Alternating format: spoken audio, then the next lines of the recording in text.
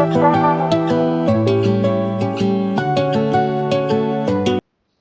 everyone, welcome to our academy. This is Amrita and today we are going to discuss about the predicted questions and पूरा बहुत time लग रहा था each unit describe करने के लिए, सो आई एम नॉट श्योर कि exam तक सारा यूनिट कंप्लीट हो पाएगा या नहीं, इसीलिए मैंने क्या किया है, सारी यूनिट से मोस्ट इंपॉर्टेंट क्वेश्चंस जो हैं जो बार बार रिपीट हुई हैं, मैंने 2025 से लेके 2018 तक का सारा PYQs के बेसिस पे I have added questions और ये डिवाइडेड हैं into must prepare questions and then quick check questions. तो must prepare questions are highly occurred, आप देख सकते हो ब्रैकेट में कौन कौन से ईयर्स में आया है। I will be telling you the answers of the must prepared questions, मतलब है इन दिस PDF है, we will discuss at the same time. आपको ये क्विक चेक वाले जो क्वेश्चंस है वो भी आपको देख के जाने हैं क्योंकि ये भी कभी कभी आ जाता है, लेकिन मस्ट प्रिपेयर वाले क्वेश्चंस को बहुत अच्छे से आपको प्रिपेयर करके जाना है। And here are the questions, आपको अगर चाहिए हो तो मुझे बता दीजिएगा, मैं आपको क्वेश्चंस भेज दूंगी। तो yes, we can start now. मैं आपको मस्ट प्रिपेयर क्वेश्चंस के आंसर्स बता दे रही हूँ and I will explain it to you. The answers are in the form of notes points, so it is easy to explain and easy to understand as well. If you want it you can write it in the paragraph format in the examination, no problem at all.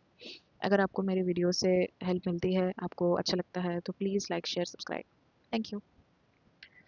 So these are the questions must prepare में। तो पहला question है कि discuss the changing aims of education in India with reference to secondary education commission 1964-66, NPE 1986-92 and NCF 2005 and their influence on correct curriculum and pedagogy.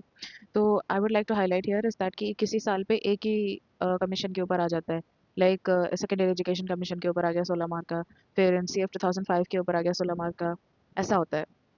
So sorry for the interruption. तो you have to prepare every single commission in detail, उसको बहुत detail में उसको practice करना होता है।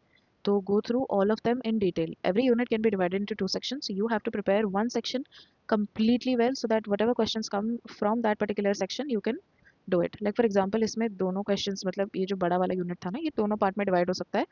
ये ऊपर वाला इज़ वेरी वेरी इंपॉर्टेंट, मतलब आप देख सकते हो कौन कौन सा साल में आया है। कोई साल में एक पर्टिकुलर कमीशन आया है, कोई में 2-3 मिला के आया है। NCF 2005 अकेला आया था, according to that I will be giving you the pointers. So first, that is our title, from secondary commission education commission to NCF 2005. So education in India has undergone continuous transformation since independence, shaped by various commission committees and policy frameworks. Each of these reflects the changing socio-economic, political and cultural needs of nation. तो इसका मतलब क्या होता है, पहले ये statement को समझने की कोशिश करते हैं।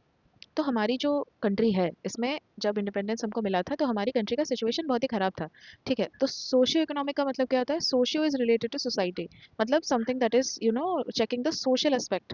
एंड देन इकोनॉमिक का मतलब क्या होता है, हमारा मनी इनकम कैसे होता है, jobs, development, employment, economic growth, ये सारी चीज़ें।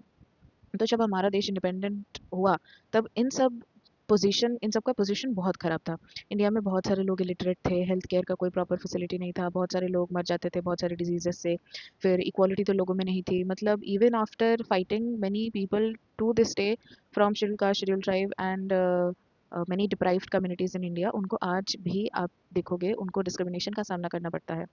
तो सोशल स्ट्राटा क्या डील करता है लोगों की ज़िंदगी के साथ, उन्होंने एजुकेशन उनको कितनी मिली है और उस एजुकेशन का इम्पैक्ट क्या है, are they able to get employment with that education, that also matters. Like for example if you are getting education but you are not able to use it, आप उसको यूज़ नहीं कर पा रहे हो कोई जगह पे, या फिर आपको पैसे नहीं मिल रहे हैं, या फिर आप उसको यूज़ करके एम्प्लॉयमेंट जनरेट नहीं करवा पा रहे हो, या फिर आप खुद कहीं पे एम्प्लॉय नहीं हो पा रहे हो, तो व्हाट्स द पॉइंट। तो social aspect is going to talk about education, health, equality, living condition. Living condition यानी आपकी सोसाइटी में लिविंग कंडीशन कैसी है, आपकी अगर मतलब मनी, मंथली सैलरी अगर अच्छा होगा तो आप एक अच्छा लाइफ जियोगे। अगर आपकी सैलरी अच्छी नहीं है तो आपका न्यूट्रिशन, खाना वगैरह में प्रॉब्लम होगा, देन आपकी डे टू डे लाइफ के एक्सपेंसेस, आप बहुत ही बेसिक नीड्स पे जाओगे, फिर हेल्थ केयर आप अच्छा अफोर्ड नहीं कर पाओगे, तो ये सारी प्रॉब्लम्स होगी। फिर इकोनॉमिक क्या होता है, एम्प्लॉयमेंट। एम्प्लॉयमेंट हमारे यहाँ पे बहुत सारे ग्रेजुएट्स हैं लेकिन जॉब किसी को नहीं मिल रही है, and then on the top of that we are seeing everyday paper leak हो रहा है, सारी एग्जाम्स का हो रहा है। फिर industries, income, poverty, economic growth. तो हमारी इकोनॉमिक ग्रोथ होना बहुत ही इंपॉर्टेंट है, लेकिन जब इंडिपेंडेंट हमारा देश हुआ था तब पॉवर्टी पूरा रैम्पार्ट, मतलब हर जगह पॉवर्टी। तो बहुत ही ख़राब सिचुएशन था, इंडस्ट्रीज़ वगैरह का मतलब सिचुएशन भी बहुत ख़राब था। ब्रिटिशर्स ने हमारी हैंडीक्राफ्ट इंडस्ट्रीज़, मतलब जो होम ग्रोन इंडस्ट्रीज़ है, सब डिस्ट्रॉय कर दिया था। तो उनका तब का पॉइंट ये था कि लोगों को हम कैसे एजुकेट करें कि वो आगे आके अपने देश का ग्रोथ करवा पाएँ, एम्प्लॉयमेंट जनरेट करवा पाएँ, एम्प्लॉय खुद हो पाएँ, फिर अपनी लिविंग कंडीशन को डेवलप कर पाएँ, अपना अच्छा हेल्थ केयर अफोर्ड कर पाएँ और अच्छा हेल्थ केयर प्रोवाइड भी किया जाए। टू वेज़, अपनी लिविंग कंडीशन मैंने बोला कि बेटर कर पाएँ, तो एजुकेशन सिर्फ खुद को ना मिले, अपने आस-पास जो लोग हैं, अपने बच्चे जो हैं, उनको भी मिले। And at the same time teach them about what is equality. उनको इक्वालिटी के बारे में सिखाना बहुत ही इंपॉर्टेंट है। क्यों? क्योंकि अगर हम नहीं सिखाएँगे तो वो बच्चे क्या सीखेंगे कि that they will grow up to become the kind of adults who to this day question कि हमारे देश में रिजर्वेशन क्यों है? If we are asking this question कि हमारे देश में रिजर्वेशन क्यों है, at the same time a person also has to question कि तुम्हारे देश में inequality क्यों है? If you seek the answer to the later question, then you will get the answer to the former question. So ये सारी जो हमारे भेदभाव हैं, ये जो प्रॉब्लम है हमारे देश में, इन सबको टैकल करने के लिए हमारा मेजर काम है कि एजुकेशन। जब हमारा देश इंडिपेंडेंट हुआ था तब नाम मात्र इंडिपेंडेंट हुआ था, लेकिन मेंटेलिटी उसकी बहुत ही पीछे की थी। एंड अभी एजुकेशन के कारण वी हैव डेवलप्ड बहुत आगे तक, लेकिन आज भी हमको बहुत लंबा रास्ता तय करना बाकी है और हम सबको साथ देना पड़ेगा। We should all be working together to bridge these gaps. Like for example, many people say that in mainstream media, no, we have not seen people face discrimination and all, but a couple of days ago I saw this one video which was from a school in Chhattisgarh, and it was a government school, and the girl there, she said that the teachers there, they make her clean the floors after the children eat, और उनको वहाँ पे सारे बच्चों के साथ मिलके खाने को भी नहीं देते हैं क्योंकि these children are from lower caste. And let me tell you, this video was from 2025. सो ये है हमारी दुनिया करंट की। आज भी लोगों को ये सारी चीज़ें फेस करनी पड़ती है। So as a teacher it is our responsibility कि we look out for these signs around us. अगर हम देखें तो इनको रोकना हमारी रिस्पॉन्सिबिलिटी है, and we ourselves should not engage in such mentality. What is our point of view? We have to create an equal inclusive space for everybody. ठीक है। तो इंडिपेंडेंस के बाद इंडिया को बहुत सारे एजुकेटेड टीचर चाहिए थे, इंजीनियर चाहिए थे, डॉक्टर चाहिए थे, साइंटिस्ट चाहिए थे डेवलपमेंट के लिए। लोगों को वो सब तो प्रोवाइड करना था, eight the same time poverty घटाना था, अनएम्प्लॉयमेंट घटाना था। इसीलिए गवर्नमेंट को इंट्रोड्यूस करना पड़ा वोकेशनल और स्किल बेस्ड एजुकेशन। तो इम्प्रूव करने के लिए, क्या लोगों की ज़िंदगी इम्प्रूव करने के लिए और उसके साथ साथ कंट्री की इकोनॉमी भी इम्प्रूव करने के लिए। तो पॉलिटिकल एस्पेक्ट क्या होता है? Political aspect is related to the government, administration, laws, democracy, citizens rights, duties etcetera, इन सारी चीज़ों से रिलेटेड होता है। तो जब इंडिया डेमोक्रेटिक रिपब्लिक बना, ठीक है, तो लोगों को कॉन्स्टिट्यूशनल वैल्यू सिखाना भी बहुत इंपॉर्टेंट हो गया था। कॉन्स्टिट्यूशनल वैल्यू क्या है? जैसे कि justice, liberty, equality, secularism, democracy. Liberty, बच्चों को फ्रीडम का मतलब पता होना चाहिए, समानता का मतलब पता होना चाहिए, ताकि वो आगे जाके इनइक्वालिटी पैदा ना करे। सेक्युलरिज्म, धर्मनिरपेक्षता, मतलब हमारी कंट्री में सारे रिलीजन को इक्वल इंपॉर्टेंस मिलेगा। Every person has the right to follow their own religion, and religion के बेसिस पे कोई भी वायलेंस नहीं करेगा। डेमोक्रेसी, मतलब हमारे लोगों को बोलने का अधिकार है, एक डेमोक्रेसी में रहने का अधिकार है। ये जो सारी वैल्यूज़ जिसके ऊपर हमारा संविधान गढ़ा हुआ है, जिसको बनाया गया है जिस वैल्यूज़ के ऊपर, ये वैल्यू बच्चों को सिखाना बहुत ज़रूरी था, ताकि ये आगे जाके अपने बच्चों को सिखा पाए, एंड हम एक ऐसी सोसाइटी क्रिएट कर पाए जो कि ईवल से दूर हो, जो कि बुरी चीज़ों से दूर हो, जो कि असमानता और हमारे देश में जितनी भी सारी असुविधाएं हैं उनसे दूर हो। तो इन्हीं को ध्यान रख के एजुकेशनल पॉलिसी को इंट्रोड्यूस करवाया गया था, ताकि सारे बच्चों को एजुकेशन मिल सके और हमारा एजुकेशन के तौर पर हमारी देश की बढ़त हो सके। Eight the same time cultural का मतलब क्या होता है कि हमारे देश में ना बहुत सारे ट्रेडिशंस हैं, बहुत सारी भाषाएं हैं, हमारे कस्टम्स हैं, बिलीफ है, आर्ट है, म्यूजिक है, लिटरेचर है, फेस्टिवल है, हेरिटेज है, बहुत सारी चीज़ें हैं। Not only arts but also from tribal communities. So what we are saying is that कि हमको इन सबको साथ में लेके चलना है। बहुत सारी लैंग्वेजेस अभी बहुत ही डेड हो चुकी है, मतलब लोग अभी बोलते नहीं हैं। बहुत सारे मतलब stories, cultures, oral story telling, बहुत सारी चीज़ें धीरे धीरे डेड हो रही है। तो ये हमारी रिस्पॉन्सिबिलिटी है कि हम कल्चर को हमारे साथ लेके चले। Culture plays a very important role in the person's identity. तो एक इंसान की आइडेंटिटी उसके कल्चर से होती है। तो हमारा काम ये है कि जब हम बच्चों को पढ़ाएंगे, जब हम आगे लेके उनको जाएंगे, तो हम उनके कल्चर को भी इन्वॉल्व करें, उनकी पढ़ाई के साथ साथ हम उनके कल्चर को भी ऐड करें। This will be helpful for them, and it will make their learning meaningful. ठीक है। तो आई होप ये पॉइंट समझ में आया होगा। तो the reason to explain this is that कि फर्दर वाले पॉइंट्स इसी के ऊपर डिपेंडेंट है। सो उसके बेसिस पे हमको इतने सारे हमारे जो मतलब क्या है, we have received all of these very important commissions. तो क्या है उनका रिकमेंडेशन, क्या है, वील सी। तो meaning and concept of aims of education, I think we all know कि दैट हमारे जो पढ़ रहे हैं हम लोग, उसका एम क्या है। मतलब ऐसा छोटा वाला एम नहीं कि नहीं, लाइक स्पेसिफिक ऑब्जेक्टिव्स होता है ना कि हाँ बच्चा ये सीख जाए, कि ये कॉन्सेप्ट समझ जाए एंड ऑल। नहीं, aims are very talking about the broader perspective, बड़ी वाली बात कि बच्चा सीख के वो करेगा क्या, अच्छा इंसान बनेगा, हमारे देश के लिए कंट्रीब्यूट करेगा, कुछ इन्वेंट करेगा कोई चीज़, like that is the aim, that a person becomes good citizen, that is the aim of education. So क्या एम था और क्या क्या मतलब रिकमेंडेशन आया और क्या क्या उन्होंने चेंजेस किया, that is the basics of this chapter, of this question, sorry. तो फर्स्ट इज हमारा ये वाला हम सेकेंडरी एजुकेशन कमीशन का देखेंगे, ये लक्ष्मण स्वामी मुदलियार जी का। तो एम्स क्या था कि the development of democratic citizenship. I said कि डेमोक्रेटिक वैल्यूज़ हमारे बच्चों के अंदर उसको डेवलप करवाना is very important. Tolerance, social responsibility. Social responsibility आपकी क्या बनती है कि दैट आप जो भी जॉब में हो, आप अपने जॉब को ऑनेस्टी के साथ करो, do not involve your self in corrupt practices, और टॉलरेंट बनो, यानी सारे कम्युनिटीज़ के लोगों को आप रिस्पेक्ट के साथ देखो। Improvement of vocational efficiency, linking education with occupations through diversification of courses. For example बच्चों को अभी करेंटली बहुत सारे वोकेशनल कोर्सेज दिए जाते हैं, लेकिन स्कूल में जैसे लाइक हमारा होता है ना, फ्रूट्स एंड वेजिटेबल प्रिजर्वेशन हो गया, या फिर सिलाई सिखाना हो गया, बहुत सारी जगह पे उनको वुड वर्क सिखाते हैं। मतलब wood work, wood cutting, wood कटो, sorry I don't remember the Hindi word. तो वो काटने का सिखाते हैं। So these are the things that are very important, ताकि बच्चा अपनी पढ़ाई के साथ साथ एक ऐसी चीज़ सीखे, एक ऐसा कोर्स करे जिससे उसको कोई जॉब मिल सके, वो जॉब अपॉर्चुनिटीज़ उसको ज़्यादा मिल सके। तो आजकल क्रिएटिव राइटिंग सिखाते हैं बच्चों को, कोडिंग सिखाते हैं, वेब डेवलपमेंट सिखा रहे हैं। तो through out the times things have improved, लेकिन वोकेशनल एजुकेशन की एफिशिएंसी आज भी है। क्यों? क्योंकि फॉर एग्जांपल एक बच्चा पढ़ रहा है, तो अपनी एजुकेशन को सपोर्ट करने के लिए उसने एक वोकेशनल कोर्स किया था, let's say about creative writing.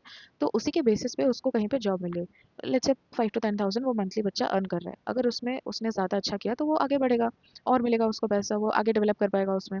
नहीं तो कुछ ना कुछ करके खुद का खर्चा तो निकाल पाएगा, और उसको अगर एक स्टेबल जॉब मिल जाएगी तो शायद वो आगे पढ़ाई करने की भी सोचे, हायर एजुकेशन की भी सोचे, पीएचडी तक जाने की भी सोचे।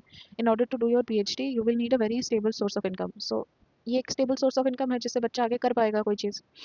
Development of personality, obviously all round development बच्चे की ज़रूरत है। फिजिकल हो गया, इंटेलेक्चुअल हो गया, इमोशनल हो गया, सबका अच्छा डेवलपमेंट होना चाहिए। एजुकेशन फॉर लीडरशिप, बच्चों को ट्रेन किया जाए इस तरह से कि वो ज़िंदगी में कहीं पे भी जाए वो एक लीडर का रोल ले पाएँ, वो रिस्पॉन्सिबिलिटी ले पाएँ, वो ऑनेस्ट हो और एफिशिएंट हो। Introduction of multipurpose schools, right. Diversification of courses, technical, commercial, agricultural, तो हमारी जो डाइवर्सिफिकेशन है ना, डिग्रीज डाइवर्सिफाइड है, it is because of this. Emphasis on craft and vocational education. Emphasis on craft and vocational education का मतलब क्या होता है कि दैट हम लोग जो वोकेशनल एजुकेशन लाइक हमने जैसे डिफरेंट डिफरेंट टाइप्स ऑफ चीज़ें हमने सीखी, तो वो बच्चों को सिखाने में फोकस रहे स्कूल्स का, ठीक है। तो और ये जो मल्टीपर्पज स्कूल्स हैं, सो मल्टीपर्पज स्कूल इज़ बेसिकली एक ऐसा इंस्टीट्यूशन जहाँ पे एकेडमिक सब्जेक्ट के साथ साथ बच्चे को प्रैक्टिकल एजुकेशन भी दिया जाएगा, वोकेशनल एजुकेशन भी दिया जाएगा, टेक्निकल एजुकेशन भी दिया जाएगा, right. And demonstration multipurpose school अगर आपको पता होगा तो दैट इस एनसीईआरटी के अंडर है। टोटल इंडिया में 4 स्कूल्स हैं, तो ये इसी के अंडर ही बना था। ये जो मल्टीपर्पज स्कूल्स हैं ये इसी के अंडर ही बना था। तो इसमें डाइवर्सिफाइड स्ट्रीम होते हैं, लाइक ऐसा साइंस, कॉमर्स, ह्यूमैनिटीज़। फिर उसके साथ साथ बच्चों को स्किल ट्रेनिंग भी दी जाती है, एग्रीकल्चर कैसे करे, टेक्नोलॉजी कैसे उसके साथ इम्प्लीमेंट करे, फिर कारपेंट्री वगैरह सिखाई जाती है, होम साइंस सिखाया जाता है, बहुत सारी चीज़ें होती हैं। इसका एम है कि ये बच्चों को होलिस्टिक डेवलपमेंट करवाने में हेल्प करे। Recognition of a secondary education into a 3-year course after 8 years of elementary education, 8, 9, 10, 11, तो उनका तक है। Then comes Education Commission, that is the Kothari Commission. Destiny of India is being shaped in her classrooms. Very famous quote, सच बात है। हमारे देश का भविष्य हमारे क्लासरूम्स में है। अगर बच्चों को अच्छा सिखाया जाएगा तो हमारे देश में आगे जाके अच्छी चीज़ें होंगी, अच्छे लोग बनेंगे, रिस्पॉन्सिबल सिटीजन्स बनेंगे। इनका क्या रिकमेंडेशन था कि दैट इंक्रीजिंग प्रोडक्टिविटी, बच्चे की प्रोडक्टिविटी इंक्रीज करने के लिए हमको एजुकेशन विद इकोनॉमिक डेवलपमेंट उन दोनों को ऐड करना पड़ेगा। Promoting social and national integration, social and national integration का मतलब क्या होता है? If you can explain in the comment section, I will be very thankful. पर let me tell you, promoting social और नेशनल इंटीग्रेशन का मतलब होता है कि दैट हम जो आपसी संबंध हमने अच्छे बनाना है, ठीक है। We have to be respectful to everybody, we have to be helpful to everybody, we have to become good citizens, and we have to incorporate constitutional values in us. हमको किसी के साथ जाके ऐसा झगड़ा वगैरह करके, मतलब ऐसा कोलैबोरेटिव लर्निंग करना है, एक अच्छा सा हमको बनाना है परिवेश हमारे आसपास में। फिर मॉडर्नाइजेशन, मॉडर्नाइजेशन क्या होता है कि दैट आप साइंटिफिक टेम्पर और टेक्नोलॉजिकल, सो डेवलपिंग उसको डेवलप करना है। तो साइंटिफिक टेम्पर का मतलब क्या होता है कि आप सुपरस्टिशंस पे बिलीव ना करके साइंस, लॉजिक, रीजनिंग बेस्ड चीज़ों पे आप भरोसा करो। बिल्ली आके रास्ता काट गई तो मतलब कोई भी प्रॉब्लम होगा हमारा, ये बात सही नहीं है। A person who is believer of science, logic, reason, they will not believe this superstitions. तो टेक्नोलॉजिकल आउटलुक क्या है कि दैट हम नए नए चीज़ें, नई नई टेक्नोलॉजी हमारी चीज़ों में इनकॉर्पोरेट करते जाएं। फॉर एग्जाम्पल आजकल पीपीटी बना के पढ़ाने से बच्चों को अच्छा लगता है, मतलब कलरफुल पीपीटी हो, उसमें एनिमेटेड चीज़ें हो तो बच्चों को अच्छा लगता है। That is adding technology in your curriculum. तो उससे आगे कुछ और नया आएगा, एआई आया आज, फिर कहने कुछ और नया आएगा, तो वो सारी चीज़ें क्या होंगी, इनकॉर्पोरेट होंगी, तो बच्चों को और अच्छा लगेगा। बेसिकली एज अ टीचर हम we have to keep up, चीज़ें अपडेट होती जाएंगी, हमको उसके साथ चीज़ों के साथ हमको सीखना है और आगे बढ़ना है। Developing moral and spiritual values, obviously एक अच्छा इंसान बनना है, सच बुरा और मतलब सही गलत के बीच का फ़र्क जानना है। रिकमेंडेशन मेजर क्या थी, 10+2+3 सिस्टम, और फिर common school system with neighbourhood schools. Neighbourhood schools का मतलब क्या होता है कि दैट हमारे घर के like for example the government schools that we went to, तो जहाँ पे हमारी इंटर्नशिप हुई थी, बहुत सारे लोगों की इंटर्नशिप होती है स्कूल्स में, आसपास के जितने भी बच्चे हैं वो सारे उधर स्कूल्स में आते हैं, तो वो वाली चीज़ अच्छा लगता है बच्चों को। Then introduction of work experience and vocationalisation, वही सेम चीज़। Three language formula for linguistic integration, तो India is a very large place, there are a lot of languages, so three language formula was recommended by Kothari commission to bridge these language gaps, ताकि बच्चे नई languages सीख पाएँ। और it is also proved by psychologists that children who are multilingual in nature, their brain growth is stronger, better than other students. तो हमारे यहाँ पे बच्चों को छोटी क्लास से ही सिखाया जाता है, बहुत सारे लैंग्वेजेस उनको सिखाया जाता है, थ्री लैंग्वेजेस सिखाए जाते हैं, Hindi, English, Odia, three languages. Science and mathematics as compulsory subjects. Equalization of educational opportunity. Equalization of educational opportunity क्या है कि दैट सारे बच्चों को अपॉर्चुनिटी मिलनी चाहिए पढ़ने की डिस्पाइट बीइंग वेमेन, मतलब जेंडर गैप। बहुत सारी जगहों पे क्या करते थे कि वेमेन को पढ़ने का चांस नहीं देते थे, तो वो गैप को उनको मतलब घटाना था। फिर लोअर कास्ट के जो मतलब people are there who say that just because people are from lower caste, this word term lower, it does not exist. If you are saying something is lower, then you are acknowledging that there is a hierarchy. No. तो बहुत सारे लोग क्या बोल रहे थे कि at those मतलब then also now also in many parts, but तब ज़्यादा था कि दैट लोअर कास्ट के बच्चे, उनको पढ़ना नहीं चाहिए, लोगों को पढ़ने नहीं दे रहे थे, गांव में घुसने नहीं दे रहे थे, बहुत सारी चीज़ों का उनको सामना करना पड़ता था। तो ये जो बच्चे हैं इनको पढ़ने का मौका मिले ताकि ये भी आगे जाके कुछ अच्छा कर पाए, कुछ बड़ा कर पाए, अपनी कम्युनिटी में उनका नाम रोशन कर पाए, मतलब they should be able to prove to other people that उनके पास भी वो जज्बा है, उनके पास भी वो टैलेंट है। और हमारा एज टीचर्स ये रिस्पॉन्सिबिलिटी है कि उन बच्चों को हम मेन स्ट्रीम में लाएं, उनको भी वही अपॉर्चुनिटीज़ प्रोवाइड करवाएं जो हर बच्चे को मिलनी चाहिए, जो उनका बर्थ राइट है। फिर expenditure on education to be raise to 6% of GNP, recommendation still reference today. तो मतलब हमारे जो हमारी कंट्री की जो क्या ग्रोथ हमारी होती जाती है ना एवरी टाइम, जो भी हमारा पैसा आता है, जो भी हमारे देश में पैसा बनता है, उसका 6% हम एजुकेशन में लगाएं। अगर हम ऐसा करते हैं तो हमारी डेवलपमेंट बहुत अच्छी हो जाएगी। बहुत सारे स्कूल्स को इम्प्रूव करने का मौका मिलेगा, उनमें साफ़ सफाई हो सकती है, बहुत सारी चीज़ें मतलब इंटरनली बहुत सारी चीज़ें वहाँ पे डेवलप हो सकती है। बहुत सारे रिमोट एरियाज़ में जहाँ पे बच्चे हैं, पढ़ नहीं पाते हैं, आने में असुविधा है, वो सारी प्रॉब्लम्स को भी हम ब्रिज कर पाते हैं।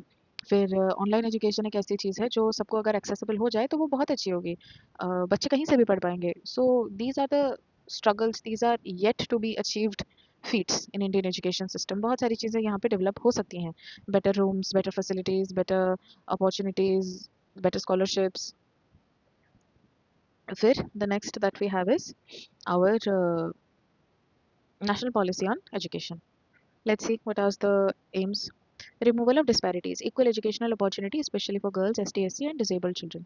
तो स्पेशली एबल्ड चिल्ड्रन के लिए सेपरेट स्कूल्स बनाना, अगर separate like you know people who require special education, नहीं तो हमारे स्कूल में ही मतलब जो स्कूल्स हैं वहाँ पे ही टीचर्स को ऐसी ट्रेनिंग देना ताकि वो स्पेशली एबल्ड बच्चों को भी इंक्लूड कर पाएँ अपने करिकुलम में, उनको भी पढ़ा पाएँ, शामिल कर पाएँ, इफेक्टिवली कर पाएँ।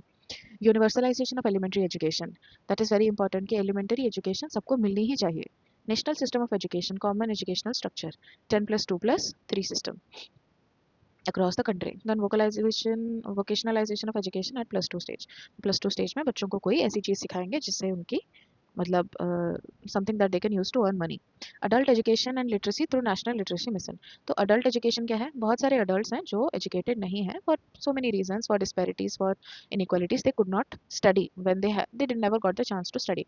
तो इसका मतलब ये नहीं कि उनकी पढ़ाई और उनकी लाइफ वहाँ पे खत्म हो गई है। तो नेशनल लिटरेसी मिशन का क्या पॉइंट था कि दैट वो लोगों को एजुकेशन देने में हेल्प करे। बहुत सारे लोग हैं जो गांव में नाइट स्कूल्स होस्ट करते हैं, वहाँ पे लोगों को, गांव के लोगों को पढ़ाते हैं, जो भी है बेसिक चीज़ें हैं वो चीज़ें वो पढ़ाते हैं बच्चों को, ठीक है। तो इम्प्रूव करने के लिए ये चीज़ उन्होंने करवाई थी। फिर operation black board, operation black board में क्या है कि दैट प्राइमरी स्कूल्स में जो डे टू डे लाइफ की बेसिक नेसेसिटी की चीज़ें होती है, डस्टर है, चौक है, जो भी चीज़ें, everything everything that is the basic necessity एक स्कूल चलाने के लिए, वो सारी चीज़ें प्रोवाइड की जाएगी। ऐसा नहीं है कि खाली ब्लैक बोर्ड, सब कुछ।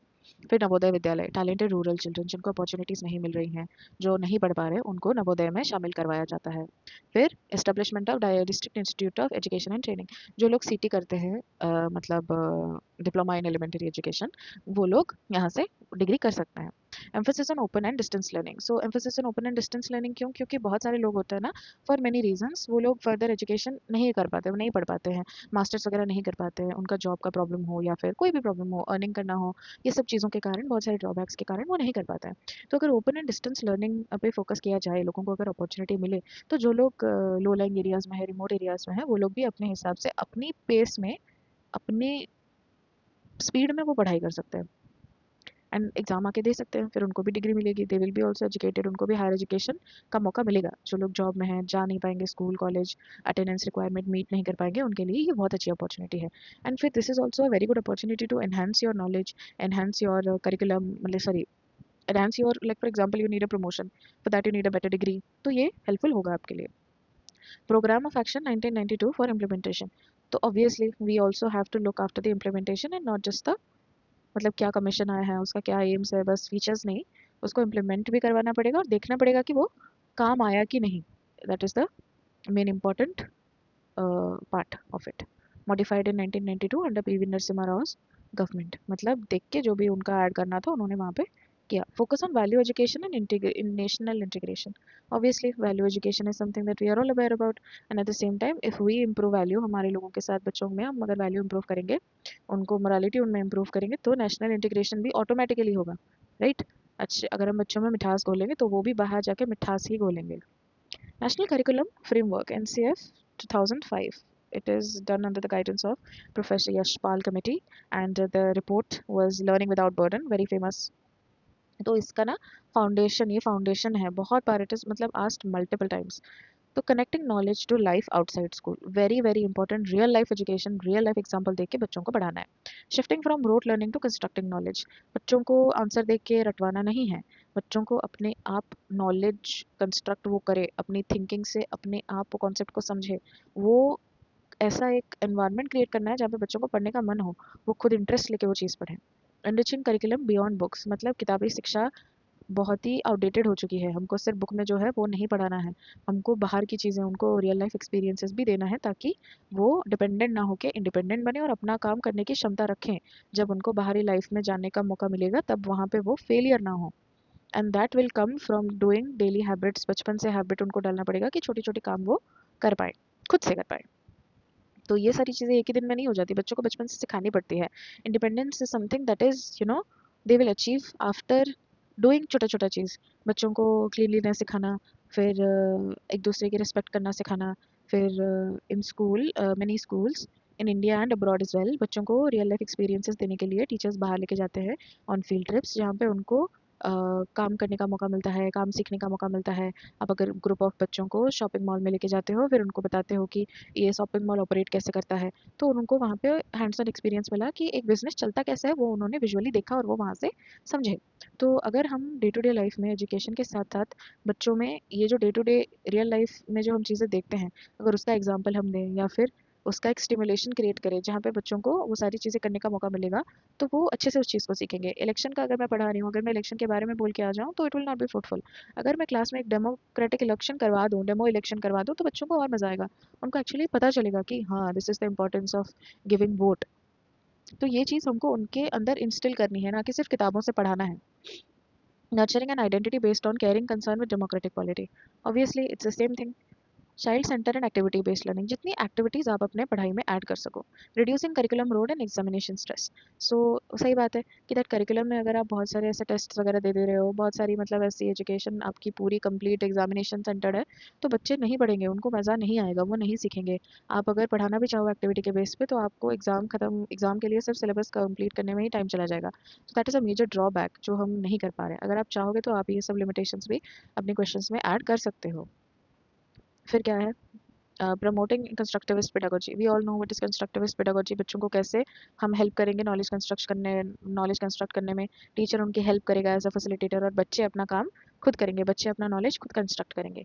इंक्लूसिंग education for children with special need, ये एक बहुत ही इंपॉर्टेंट पॉइंट है कि जो बच्चे स्पेशल नीड्स वाले हैं तो उनको भी हम ऐड करेंगे, उनको अलग नहीं देखा जाएगा, उनको भी हम मेन स्ट्रीम बच्चों के साथ ऐड करने की कोशिश करेंगे, ताकि उनको एक भेदभाव ना फील हो, ताकि उनको ऐसा ना लगे कि वो ज़िंदगी में कुछ कर नहीं सकते, या फिर उनको एक डिफरेंट नज़र से ना देखा जाए। उनको भी एक नॉर्मल चाइल्डहुड जीने का पूरा अधिकार है।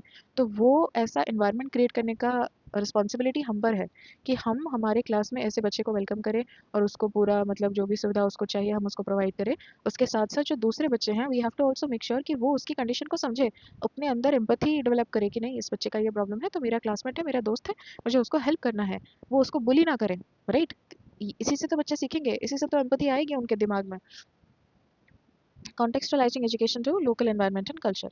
ऑब्वियसली आप अगर अपने एनवायरनमेंट से कल्चर से एग्जांपल लेके समझाओगे तो बच्चे अच्छे से समझेंगे। Emphasis on continuous and comprehensive evaluation. तो कंटिन्यूअस एंड कॉम्प्रिहेंसिव एवैल्यूएशन से हमको बच्चे के सारे एस्पेक्ट का पता चलेगा। अगर मैं इंग्लिश पढ़ा रही हूँ तो उसमें रीडिंग राइटिंग सारे मतलब जो LSRW स्किल्स हैं, लिसनिंग रीडिंग राइटिंग, ये सारे स्किल्स को मुझे एनहांस करना पड़ेगा। So we have also different different content मतलब कंटिन्यूअस एवैल्यूएशन हम कैसे करें उसके ऊपर we have also done research like assignment वगैरह करा था। They must be aware. तो इनका इन्फ्लुएंस क्या पड़ा करिकुलम एंड पेडागोजी पे, this is an important part.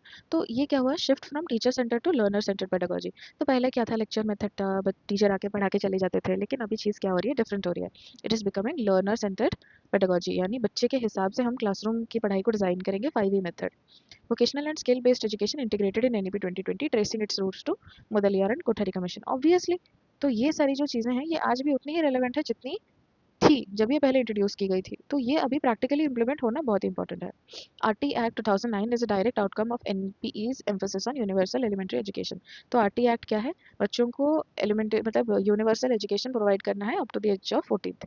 तो ये इज आउटकम ऑफ NPE का यूनिवर्सल एलिमेंट्री एजुकेशन पॉलिसी कि सारे बच्चों को पढ़ने का अधिकार है और 14 साल तक सारे बच्चों को पढ़ना इज कंपलसरी और फ्री भी। CCE and reduced examination stress in current CBSE and state board practices। तो हाँ ये भी बहुत इंपॉर्टेंट है कि दैट अगर हम एग्जामिनेशन का स्ट्रेस घटा दें और बच्चों को डिफरेंट डिफरेंट तरीके से लाइक सिर्फ पेन पेपर टेस्ट से जज ना करके बहुत सारे डिफरेंट डिफरेंट एक्टिविटीज़ हम बनाएं जिससे हम बच्चे की ग्रोथ को नाप सके, दैट विल बी बेटर कि बच्चे का सारा एस्पेक्ट इंप्रूव हो रहा है। Emphasis on constructivism activity based and experiential learning in text book. सही बात है, हमने क्लास में जो किया, हमने 5E में जो पढ़ा, these are all a part of these constructivism activity based and experiential learning. Experience करके बच्चे अच्छे से पढ़ेंगे।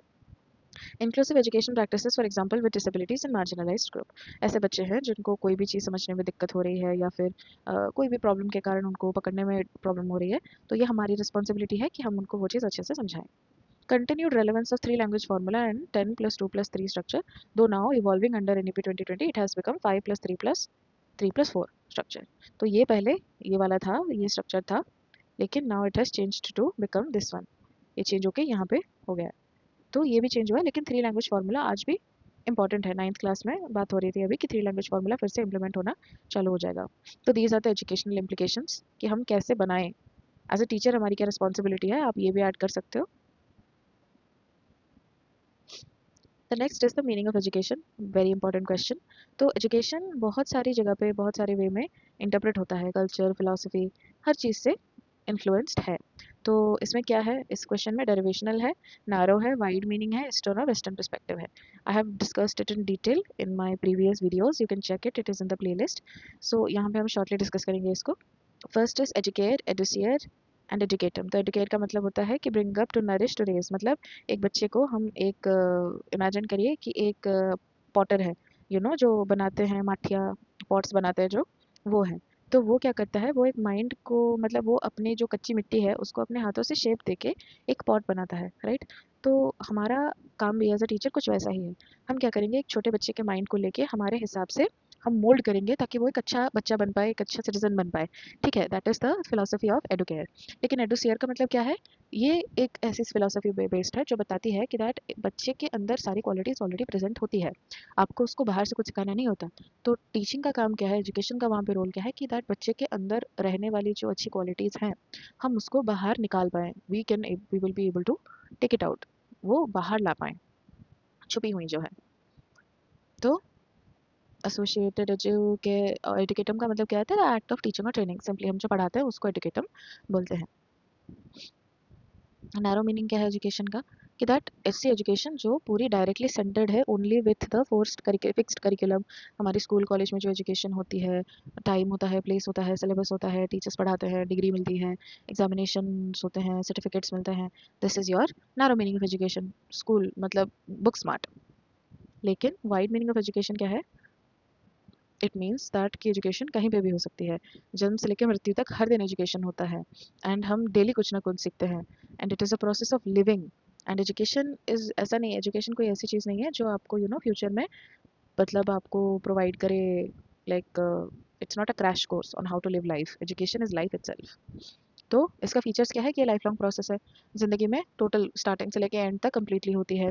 घर पे कोई सिखाया, फैमिली ने सिखाया, हमने मीडिया से सीखा, यूट्यूब से सीखा, खुद से सीखा, अपनी इच्छा से सीखा, और जहाँ भी जहाँ से भी हमने we have like wanted to study, we can, हर जगह से हम पढ़ सकते हैं।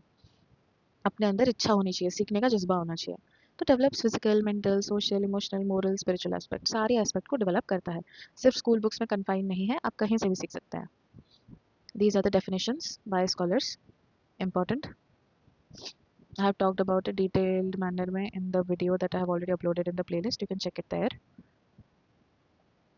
Then this is the eastern view point of education. तो eastern view point of education क्या होता है कि हम ज़्यादा एम्फोसिस देंगे किसके ऊपर, सेल्फ रियलाइजेशन के ऊपर। मतलब आप अंदर की बात जान पाओ, अपने आप सोच पाओ कि आप क्या, कौन सी थिंकिंग है आपकी, आपको क्या अच्छा लगता है, क्या नहीं अच्छा लगता है, आप कैसे एक अच्छे इंसान बन सकते हो, आपकी अच्छी कैरेक्टर डेवलपमेंट कैसे हो सकती है, आप एक मोरल इंसान कैसे बन सकते हो, सही गलत के अंदर का अंतर कैसे जान सकते हो, कल्चर एंड ट्रेडिशन को कैसे प्रिजर्व करोगे। ये सारी चीज़ जो टॉपिक्स हैं, दीज आर इंपॉर्टेंट एस्पेक्ट्स। तो हमारे यहाँ पे गुरु शिष्य परंपरा बहुत इंपॉर्टेंट है। हमारे यहाँ पे गुरुकुल सिस्टम हुआ करता था, जहाँ पे डिसिप्लिन, वैल्यू, होलिस्टिक लर्निंग को बहुत ही इंपॉर्टेंस दिया जाता था। होलिस्टिक लर्निंग का मतलब क्या होता है कि जो गुरुकुल में बच्चे पढ़ते थे वो सिर्फ पढ़ने पे दे वर नॉट फोकस्ड। उनकी पढ़ाई बहुत सारे डिफरेंट एस्पेक्ट से होती थी। उनको खाना बनाना पड़ता था, साफ सफाई करनी पड़ती थी, एक दूसरे के साथ हेल्प करना पड़ता था एक दूसरे को इन वेरियस थिंग्स। सो इससे क्या होता था ना, आपसी संबंध के साथ साथ बच्चों की हर तरह से डेवलपमेंट होती थी। उनको कोई भी सिचुएशन में छोड़ दो, they will never face any problem, क्योंकि उनको सब आता था। तो यही है एजुकेशन का महत्व, कि दैट हमको ऐसे प्रिपेयर होना पड़ेगा, ऐसे प्रिपेयर कराना पड़ेगा बच्चों को कि उनको कोई भी सिचुएशन में आप छोड़ो, वो ठीक, they can survive. These are the major thinkers with their philosophy, you have to describe it in detail. Mahatma Gandhi, basic education, नई तालीम। फिर रविंद्रनाथ टैगोर, नेचुरलिज्म। उन्होंने शांति निकेतन इसीलिए बनवाया था क्योंकि उनको अच्छा लगता था नेचर में पढ़ाई करने से बच्चों का मन फ्रेश रहेगा। फिर Swami Vivekananda, man making education, integral education. Just ये पॉइंट्स को डिटेल में एक्सप्लेन कर देना, काम खत्म, exam will be very good. Then western view point on education, उनका क्या अप्रोच था, rational and scientific approach. Logic पे ज़्यादा एम्फोसिस देना, रीजनिंग पे एम्फोसिस देना, एम्पेरिकल नॉलेज। एम्पेरिकल नॉलेज मतलब एविडेंस बेस्ड नॉलेज। मतलब आप अगर कोई चीज़ क्लेम कर रहे हो तो उसके पीछे का एविडेंस किधर है। अगर आपके पास वैलिड एविडेंस है then yes, your point is completely valid. Individual development, एक इंसान की खुद की डेवलपमेंट, खुद की एबिलिटीज़ को बेटर करना, अपना स्किल एनहांसमेंट करना, वो इंपॉर्टेंट है। Democratic and pragmatic orientation. Democratic and pragmatic orientation का मतलब क्या होता है, डेमोक्रेटिक तो आपको पता है, प्रैग्मेटिक मतलब प्रैक्टिकल। तो एक इंसान ना प्रैक्टिकल होना चाहिए, मतलब ऐसे नहीं है कि should not have any other things in them. वो प्रैक्टिकल, जिंदगी की प्रैक्टिकलिटी के ऊपर ज़्यादा भरोसा करना चाहिए। जो चीज़ प्रैक्टिकली संभव है, जो वो कर सकता है, उसको उसके ऊपर फोकस करना चाहिए। These are the key thinkers and उनका key ideologies. All you have to do is just describe it. सबका दो तीन लाइन दे देना, good to go. This is the table. Influence क्या है इसका करिकुलम डिज़ाइन पे। So eastern influence, inclusion of value education, moral science, yoga and Indian culture heritage in curriculum. तो हमारे एनईपी 2020 में ये सारी चीज़ें बहुत एविडेंटली देखने को आपको मिलेंगी। सारे चैप्टर्स में, क्लास 8th का हो, क्लास 7th का हो, सारी चैप्टर्स में आपको पुराने टाइम से, मतलब हमारी एंशियंट इंडिया के प्रैक्टिसेस आपको ऐड होती हुई मिलेंगी, राइट। तो बहुत सारे ऐसे थिंग है, like for example the one thing that a factors of production, एक चैप्टर है क्लास 8th में, वहाँ पे they have added about stitched ship building. तो एक ये पुरानी प्रैक्टिस हुआ करती थी जहाँ पे लोग क्या करते थे, शिप को आपस में they used to tie together, and उसको जैसे सिलाई करते हैं ना, तो वैसे सिलाई कर देते थे। तो धीरे धीरे ये टेक्निक मतलब घटती गई, and then people stopped using this technique. लेकिन it was very important back then. फिर वहाँ पे जो हमारी चैप्टर 1 थे, क्लास 8th की चैप्टर 1 नेचुरल रिसोर्सेज, तो उस चैप्टर में भी एक कॉन्सेप्ट था जिसमें मतलब पेड़ पौधों को कैसे हम बचाएं, या फिर कम्प्लीटली पेड़ पौधों को हम कैसे प्रोटेक्ट कर पाएँ, कौन से टाइप के सॉइल में कौन सा टाइप का लाइक रहता है, कौन से टाइप के सॉइल में कौन सा टाइप का प्लांट उगेगा, वो सब था। तो that was a very old book, लेकिन उसमें भी ये सारा इंफॉर्मेशन था। So it is called as Vriksha Ayurveda. तो वो सब था उसमें। तो ऑब्वियसली हमारा लाइफ साइंस वो सो डेवलप बैक देन। तो ये सारी चीज़ें बच्चों को सिखाने से क्या मतलब होगा उसका, कि दैट ये जो हम चीज़ें सीख रहे हैं ना, ये हमारे यहाँ से it has been practised in India since a long time. तो ये चीज़ हमको आगे लेके जाना है और हमको ऑर्गेनिक फार्मिंग में शिफ्ट करना है। सिमिलरली वेस्टर्न इन्फ्लुएंस क्या था, कि दैट उनका साइंस, टेक्नोलॉजी, क्रिटिकल थिंकिंग ऐसे सब्जेक्ट्स पे आपका इंपॉर्टेंस रहे। Integration of both view points, अगर हम इनको अच्छे से इंटीग्रेट हम कर पाते हैं तो हमारा करिकुलम बहुत स्ट्रांग हो जाएगा, बच्चे बहुत ही ऑलराउंडर बन के निकलेंगे। तो नई तालीम क्या है, कि that activity based learning. Obviously activity based learning अगर हम बच्चों की करवाते हैं, लाइक फॉर एग्जांपल अगर हम उनको लेंथ के बारे में पढ़ा रहे हैं, मैथमेटिकल कॉन्सेप्ट पढ़ा रहे हैं, let's say we are talking about length, width, height, तो हम क्या करेंगे, बच्चे को एक 3D मॉडल में वो दिखा सकते हैं, या फिर वी विल टेक एक कपड़ा, तो उसको कपड़े को हम देंगे बच्चे को और बोलेंगे कि इसकी लेंथ, हाइट और विड्थ नापो। तो इससे बच्चे क्या करेगा, सीखेगा, नई चीज़ें सीखेगा और उसको रटना नहीं पड़ेगा, वो कंफ्यूज नहीं होगा क्योंकि वो लाइव चीज़ को देख रहा है, तो उसको वो चीज़ ज़्यादा देर तक याद रहेगी। फिर Tagore's naturalism influenced open creative and nature based learning environment. Nature में दिमाग बहुत ही अच्छा चलता है। Influence of classroom practices, obviously कि ये सारी चीज़ें हमने क्लासरूम में कैसे लाना है। आप यहाँ पे 2-3 एक्टिविटी भी डिस्क्राइब कर सकते हो, this will make up for a good answer. This is the question of unit 2. This we will discuss in the next video. So yes, please follow and subscribe, then press the bell icon, do everything you can and then come back again. Thank you.